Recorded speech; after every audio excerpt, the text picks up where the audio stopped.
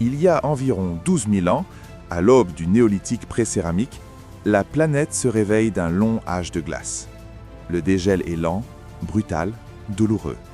Les glaciers, qui avaient emprisonné l'Europe sous une carapace de plusieurs kilomètres d'épaisseur, entament leur retraite vers le nord. Derrière eux, ils laissent une terre meurtrie, nue, fracassée, striée par les cicatrices profondes des moraines. Les océans montent inexorablement, engloutissant les vastes plaines côtières, redessinant les rivages, altérant à jamais la géographie des continents. Rien n'est stable. Le climat vacille, imprévisible, oscillant entre violence et répit. Le monde change, et l'humanité avec lui. Le monde est encore secoué par les dernières convulsions de l'ère glaciaire, connues sous le nom de dernier maximum glaciaire. La Terre craque, respire, se transforme. Et dans ce chaos climatique, l'humanité se tient au bord d'un basculement. Elle s'apprête à vivre la plus grande, la plus déterminante et la plus sanglante révolution de toute son histoire. Mais pour l'instant, nous ne sommes encore que des groupes dispersés, nombreux, vulnérables, effrayés, de chasseurs-cueilleurs. Nous errons à travers les vastes plaines de l'Anatolie et du Croissant fertile, au rythme des saisons et des migrations. Nous n'avons pas d'écriture pour fixer la mémoire, nous ne savons pas encore dompter le métal. Tout ce que nous possédons tient dans nos mains et dans nos croyances. Nous ne savons même pas cuire l'argile pour fabriquer un simple pot. Nous n'avons pas de maison permanente, nous dormons à la belle étoile, nous protégeant avec des pots ou dans des abris temporaires, prêts à fuir à tout moment. Nous sommes des enfants de la nature, vivant au jour le jour, et chaque jour est une lutte pour la survie. Mais au sommet d'un vaste plateau calcaire, dans le sud-est de la Turquie actuelle, en un lieu que les Kurdes nomment depuis des temps immémoriaux Göbekli Tepe, la colline au nombril, quelque chose se produit. Quelque chose qui n'aurait jamais dû exister. Quelque chose qui défie toutes les lois de la logique historique, brise la perception linéaire du progrès et pousse les scientifiques à réécrire leur manuel d'histoire dans la panique. Avant de passer à la partie principale, nous aimerions vous demander un petit soutien, un j'aime et un abonnement. Ce serait la meilleure des reconnaissances. Merci. Ici, au milieu du vide, 6000 ans avant Stonehenge et 7000 ans avant les premières pyramides d'Égypte, des hommes de l'âge de pierre, n'ayant ni ville ni agriculture, construisent le premier complexe monumental de temples au monde. Nous connaissons ces images. Nous avons vu ces colonnes géantes en forme de T pesant jusqu'à 50 tonnes, disposées en cercle concentrique parfait. Nous avons vu des animaux sculptés dessus. Des scorpions, des renards, des vautours, des serpents, des sangliers, des lions. Nous avons admiré le génie d'ingénierie de nos ancêtres capables de tailler ces mégalithes dans le silex, de les traîner sur des centaines de mètres et de les élever sans outils métalliques, sans animaux de trait, sans roues et sans mathématiques complexes. Nous avons appelé cet endroit le Jardin d'Éden, le point zéro de la civilisation, le berceau de la religion, le lieu où les hommes ont pour la première fois levé les yeux vers les étoiles, pris conscience d'eux-mêmes et parlé aux dieux d'égal à égal. Nous nous sommes trompés, nous nous sommes gravement trompés. Nous n'avons vu que la façade. Nous avons vu une image belle et majestueuse créée pour l'éternité, et nous avons laissé cette image nous tromper. Et voici un groupe d'anthropologues de l'Institut archéologique allemand, DEA, travaillant dans des laboratoires stériles à Berlin, a publié un rapport qui a fait trembler le monde scientifique d'horreur et de dégoût. Ils n'ont pas regardé les majestueuses colonnes s'élevant vers le ciel. Ils ont regardé sous leurs pieds, dans les déchets, dans les débris de gravures de silex et d'eau que les anciens bâtisseurs ont intentionnellement, couche par couche, entassés dans leur sanctuaire, comme pour les enterrer, comme pour cacher ce qui s'y passait. Parmi des centaines de milliers d'os de gazelles, de taureaux, de cerfs sauvages chassés par les bâtisseurs, ils ont trouvé des fragments de crânes humains. Ce n'était pas une inhumation ordinaire, ce n'était pas un cimetière où l'on pleure les morts, c'était une scène de crime vieille de 12 000 ans. Sous de puissants microscopes électroniques, les os ont commencé à parler. Ce qu'elles ont révélé a détruit le mythe des prêtres pacifiques du néolithique contemplant les étoiles en harmonie avec la nature. Des traces de coupures profondes, intentionnelles et chirurgicalement précises ont été trouvées sur les crânes. Des sillons laissés par des couteaux en silex, tranchants comme du verre volcanique, plus tranchants que l'acier chirurgical ou d'un silex de qualité. Cela pourrait-il être un scalpel pour enlever la peau d'un ennemi vaincu comme trophée, une pratique connue chez de nombreux peuples? Non, Le scalpel laisse de fins et superficielles rasures.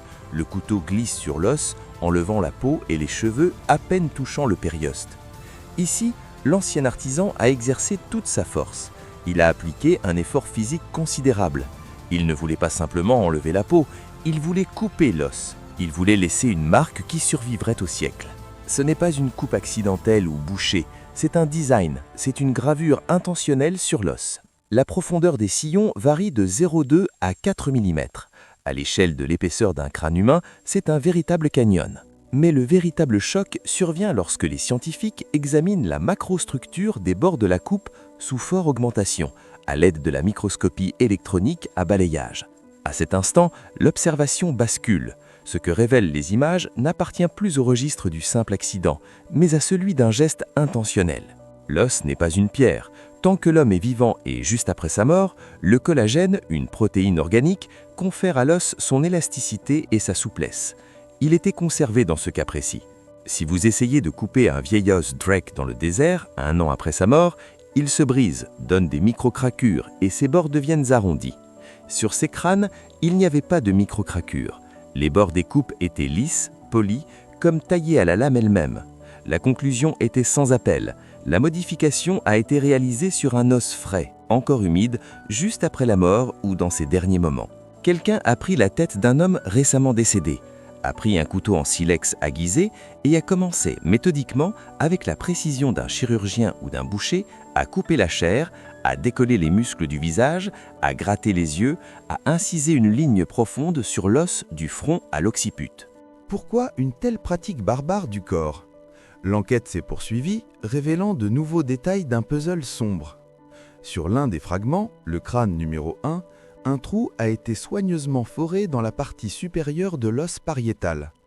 Ce n'est pas une marque d'un coup de lance ou de flèche, ni une trépanation, une opération médicale pour réduire la pression intracrânienne ou chasser les esprits malins, car il n'y a pas de trace de guérison du tissu osseux, de cale osseux sur les bords du trou. L'homme était déjà mort quand cela a été fait. Il n'a pas ressenti de douleur, mais son corps a été profané. Le trou a été foré. Comment percer un os humain sans métal, sans électricité ? L'archéologie expérimentale donne une réponse. On utilise une perceuse à arc, une tige en bois, une corde de arc, un embout en silex. La rotation est créée par le mouvement de l'arc, avec du sable de quartz humide comme abrasif. Le trou a la forme d'un sablier, foré des deux côtés, l'un vers l'autre, pour ne pas briser le crâne à la sortie. Cela témoigne d'une grande compétence et de l'expérience de l'opérateur. Il ne faisait pas cela pour la première fois. Regardez attentivement l'emplacement du trou. Il est situé au centre de gravité du crâne. C'est un détail d'ingénierie clé. Si vous passez une corde à travers et soulevez le crâne, il pendra droit, face en avant, sans basculer sur le côté, ni se pencher en arrière ou s'incliner. Il regardera droit devant lui. Ce n'est pas une amulette. Le crâne est trop lourd et encombrant pour être porté autour du cou comme un pendentif. Pour cela, on utilisait des dents ou des doigts. C'est un objet d'exposition, destiné à la démonstration. Les scientifiques ont modélisé la situation sur ordinateur avec une maquette physique. La petite cavité qui court sur le dessus du crâne servait de guide pour la corde.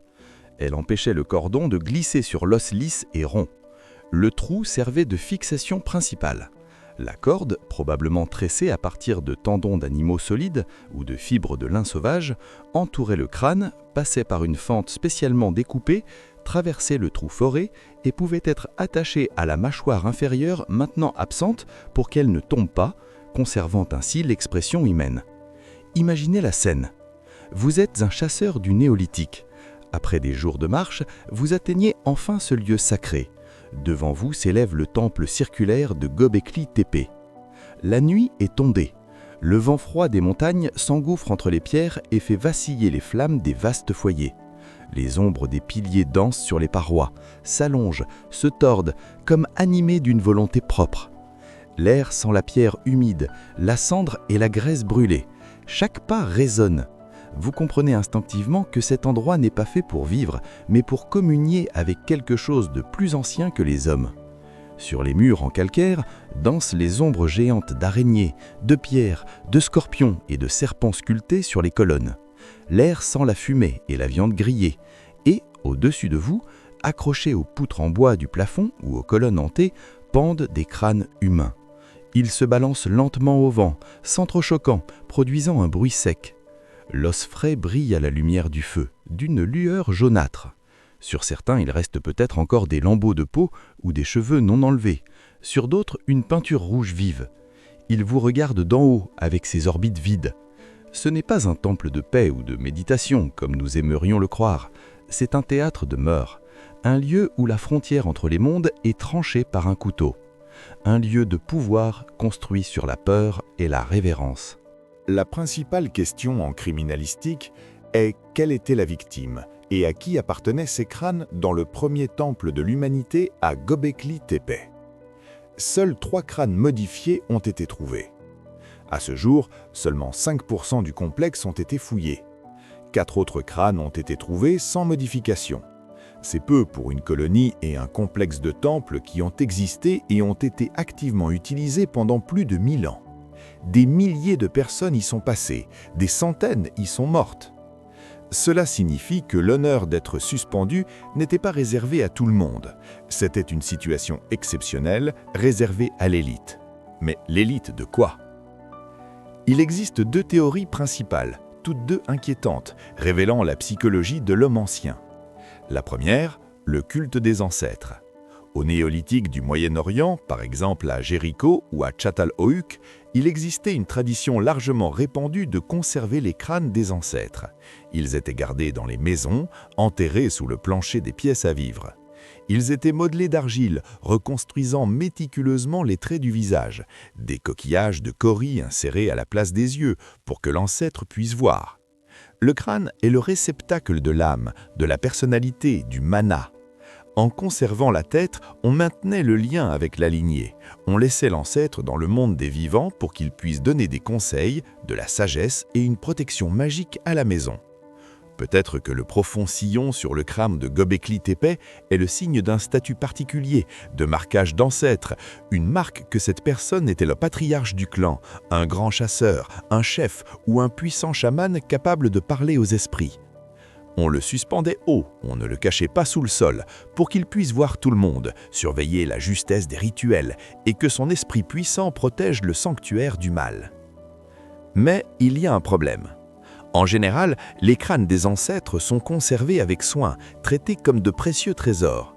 Ici, on voit des traces d'enlèvement de chair, brutale, agressive, fonctionnelle, avec de multiples coupures comme si la chair avait été arrachée dans la précipitation ou sans respect, comme la peau d'un animal abattu lors de la découpe.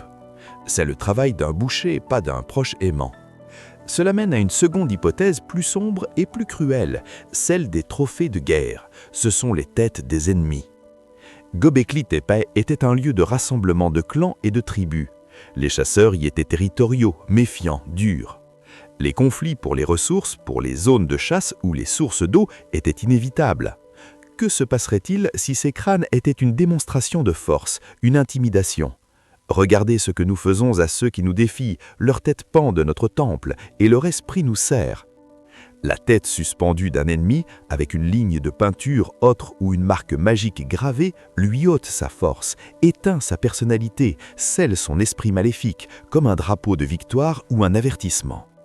La couleur rouge du sang, de la vie, était aussi peinte sur ces crânes, pour ramener magiquement la vie ou pour désactiver psychiquement leur esprit, les inonder de leur sang et les soumettre.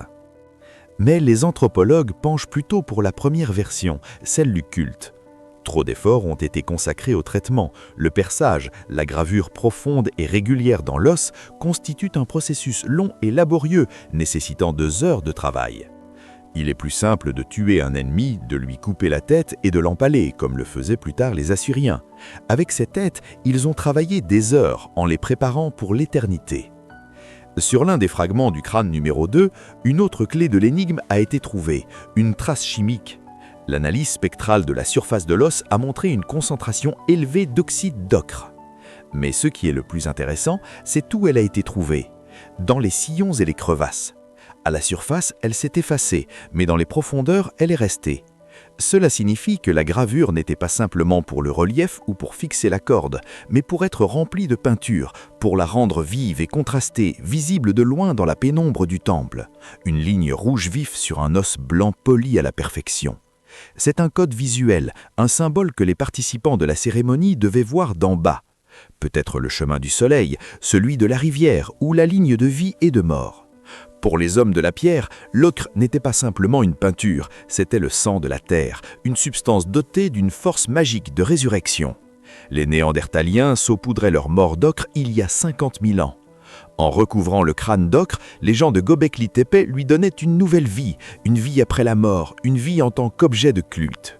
Dans l'iconographie de Göbekli Tepe, sur ces mêmes colonnes en pierre existe un motif récurrent, obsédant et troublant, qui relie la découverte des crânes à l'art et à la mythologie. Des figures de personnes décapitées. Sur l'une des colonnes les plus célèbres, la colonne 43, connue sous le nom de Pierre du Griffon, sculpte une scène complexe à multiples figures. Des scorpions, des serpents, des animaux étranges et un énorme griffon, un vautour tenant dans ses ailes un objet rond. Pendant longtemps, on a débattu de ce que cela pouvait représenter. La plupart des chercheurs pensent aujourd'hui qu'il s'agit d'une tête humaine. Sur un autre artefact, le soi-disant homme d'Urfa, une statue grandeur nature trouvée dans la même région à la même époque représente un homme se tenant par les parties génitales, symbole de fertilité. Mais à ses côtés, à la base de la statue, est sculptée une autre tête, où il tient peut-être sa propre tête dans ses mains. Dans le village voisin de Nevalikori, de la même culture mais un peu plus tard, des crânes ont été retrouvés alignés le long des murs des maisons, comme des pots de fleurs. C'était une culture obsédée par les têtes. La tête était le centre de leur monde, le réceptacle de la force. Mais Göbekli Tepe ajoute un nouvel élément, des oiseaux, des griffons, des vautours, des nécrophages.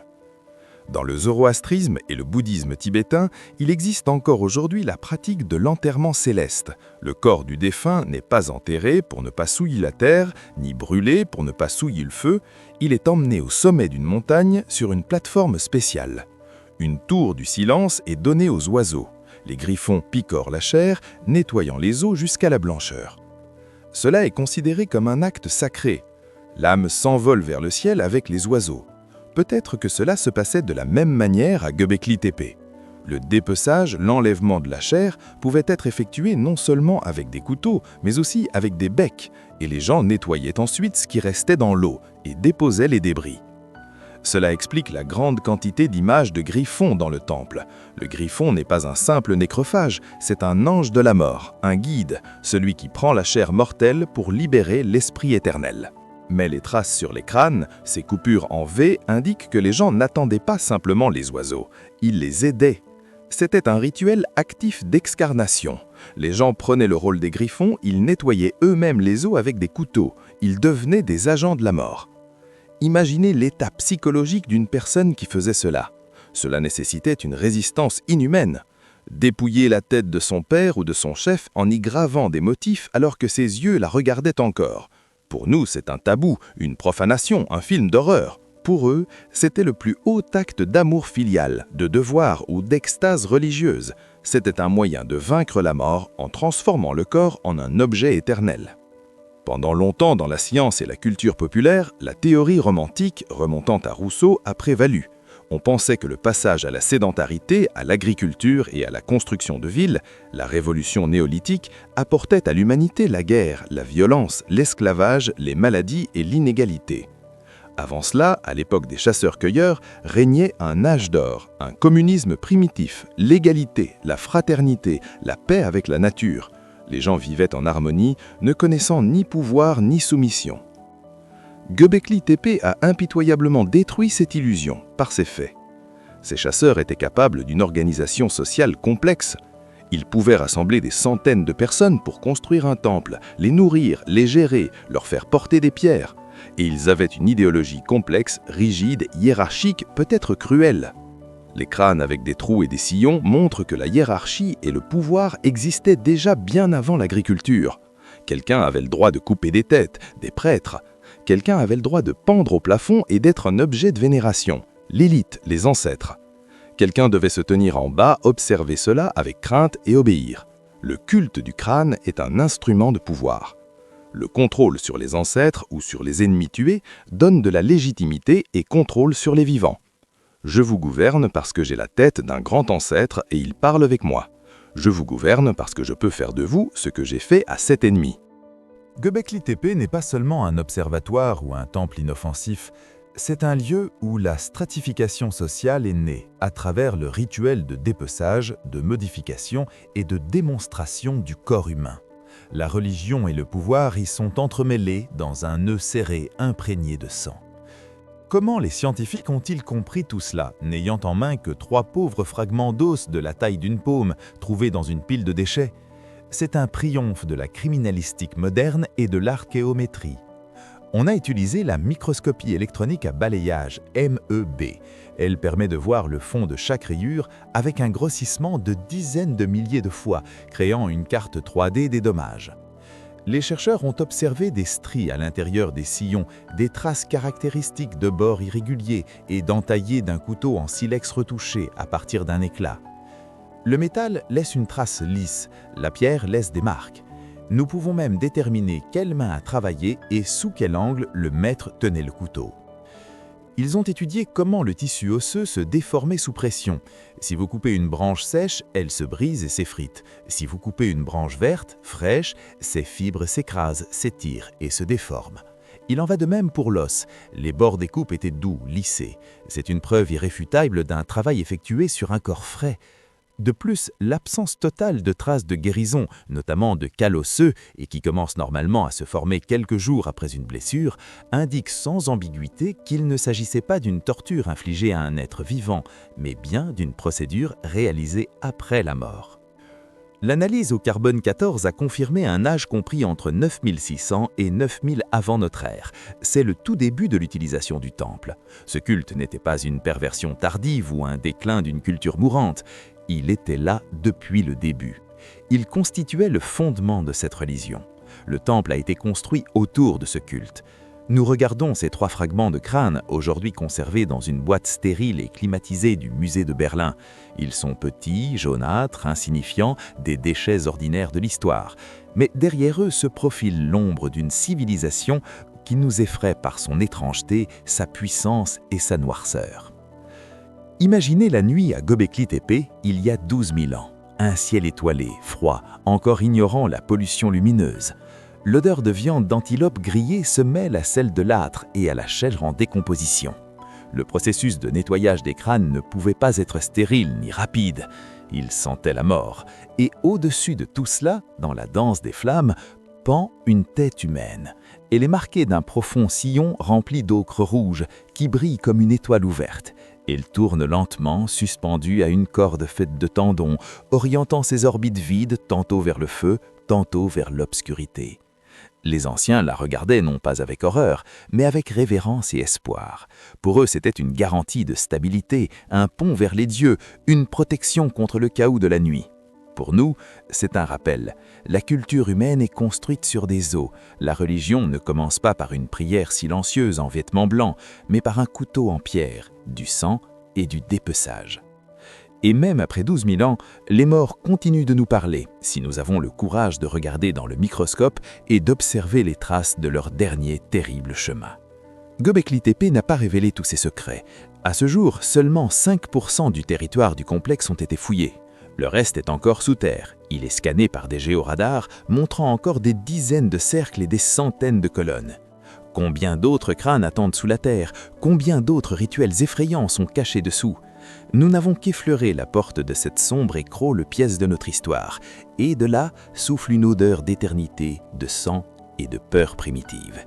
Un immense merci à toutes celles et ceux qui ont regardé cet épisode jusqu'au bout. Votre soutien, vos j'aime et vos abonnements comptent énormément pour nous et nous permettent de continuer à explorer ces mystères avec vous. Pensez à activer la cloche pour rester informé des prochaines découvertes et ne manquer aucune de nos nouvelles vidéos.